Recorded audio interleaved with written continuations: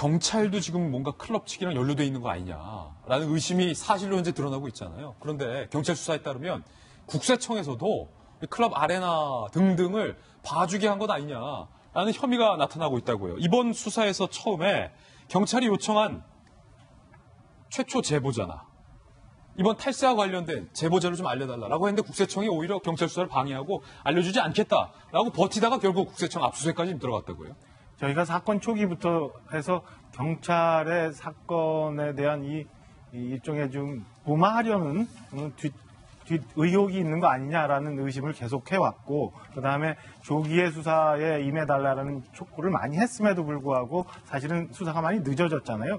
근데 지금 이게 인전 경찰뿐만 아니라 국세청까지 인전 번져가는 거 보면은 제가 볼 때는 그 버닝썬 아레나를 중심으로 해서 우리나라에 있을 수 있는 권력기관과 이런 그 불법 거래하고 있는 불법 유착의 종합보고서 내지는 뭐 완결판 이런 양상으로 흘러가고 있는 것 같아요. 그러니까 몇 년 전에 시청자 여러분 다 기억하시겠지만은 강남에서 룸사롱을 15개를 운영하면서 연간 매출을 3천억씩 올리면서 검찰, 경찰 그리고 국세청까지 다 그 뒷돈을 대주면서 무마하려고 했던 그 룸사롱 황제 이모 씨 사건을 기억할 거예요. 맞아요. 그때도 이런 일이 있었는데 지금 이 만수르 세트 상당 1억씩 억걱하는 이런 세트를 하루에도 몇십 개씩 팔아 가고 있었던 버닝썬이나 아레나에 과연 그 국세청이나 그 경찰이나 이런 유착이 없었겠느냐라는 일반적인 국민들의 의심이 결국에는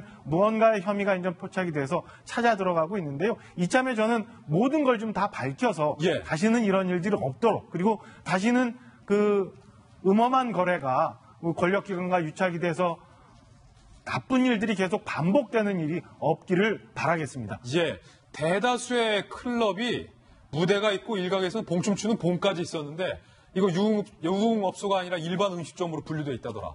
제가 금요일에 보도해드렸습니다. 이거 국세청이 아느냐 모르느냐, 알고서 봐준 거 아니냐라는 의혹을 금요일에 돌직구 방송에서 제기한 바 있는데 바로 국세청 압수수색했다는 거예요. 저는요, 김현 박사님, 최근에 개봉했던 영화 중에서 역시 송강호 씨가 열연한, 오늘 송강호 주연의 영화를 많이 얘기했는데 마약왕이라는 영화가 있어요.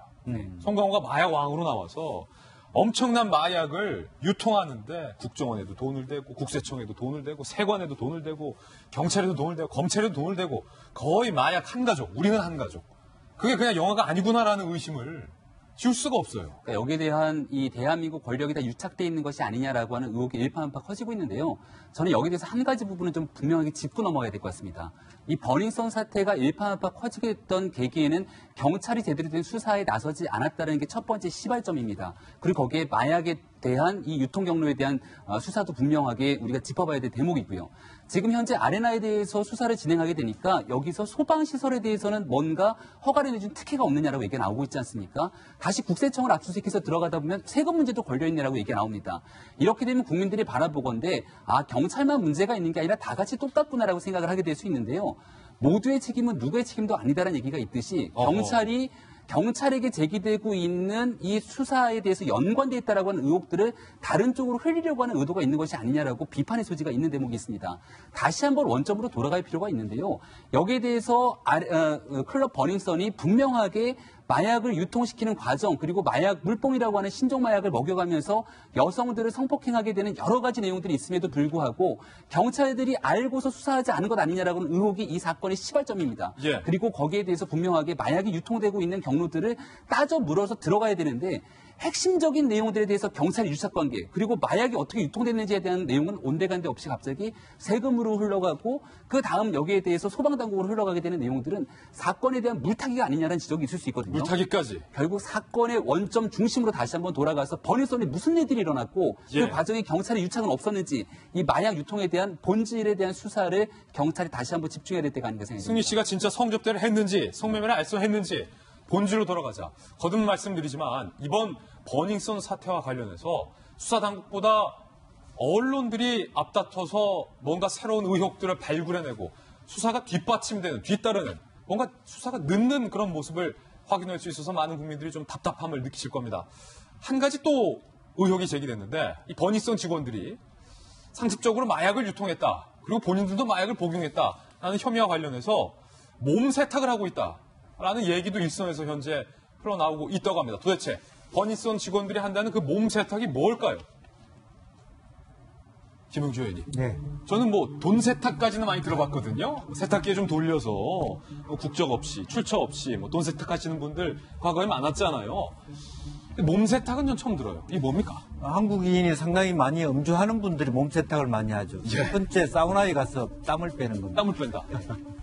양진호 같은 경우 몸 세탁은 마약 중독을 위해서 염색을 하는 거예요. 염색을 한다. 예. 실제적으로 마약 성분을 약물 중독을 빨리 빼내기 위해서 하는 마지막 방법은 수액을 맞는 거죠. 수액을 맞아요. 예. 아미노산이라든지 다양한 포도당이라든지 말하자면 알부민이라든지 이런 걸 통해서 몸속에 있는 알코올 성분을 빨리 빼내는.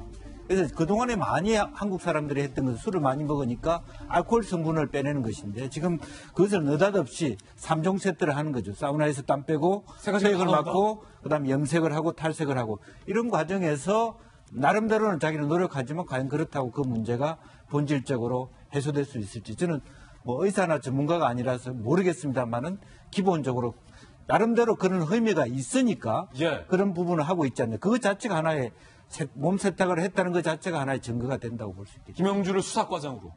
지금 이 몸 세탁하는 정도 좀 빨리 잡아내라는 거예요. 그런가 하면 이 승리 씨의 성접대 의혹과 관련해서 피의자 신분으로 전환이 되면서 빅뱅의 팬카페에 이런 글들이 현재 올라오고 있다고 해요.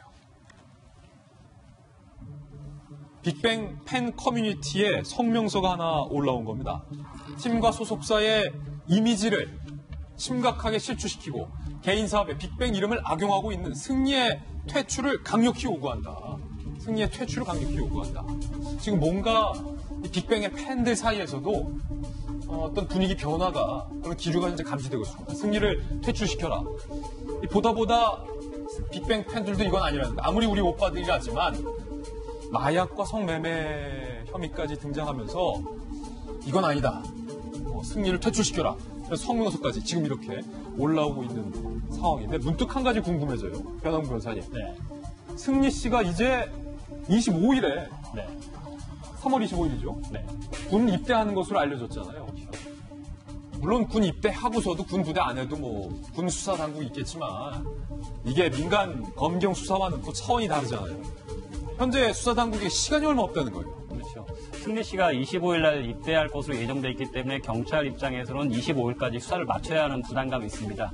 말씀하셨던 것처럼 군에서도 군 검찰관이 있기 때문에 수사가 계속될 수 있기는 하지만 승리 씨의 신분이 입대를 해서 군인으로 변경되는 순간 이 사건은 군 검찰로 이첩을 해야 됩니다.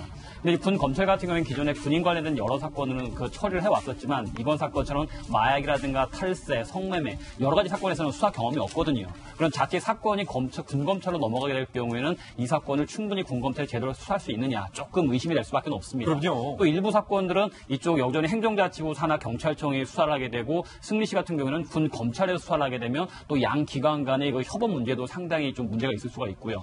경찰이 할 수 있는 일은 25일 전까지 최대한 빨리 수사를 마무리해서 승리 씨에 대한 신병을 처리를 하게 되면은 이제 영장이 좀 지연되면서 계속 경찰이 수사를 할 수가 있게 되겠죠. 그러니까 이제 경찰 입장에서는 25일까지 승리 씨에 대한 혐의를 어느 정도 완결을 짓고 승리 씨의 신병을 결정을 해서 계속 경찰이 수사를 하게 될 수 있는 상황을 만들어야만 하는 상황이 왔습니다. 25일 전까지 영장이 발부돼야 승리 씨가 입대하는 것을 좀 막을 수가 있다. 네. 결국은 입대 여부는 영장 발부에 달렸다. 그렇죠. 과연 영장이 25일 전까지 발부될지 검경 수사 당국이 영장을 칠지 그 포인트도 좀 한번 저희가 주목을 해서 지켜보겠습니다.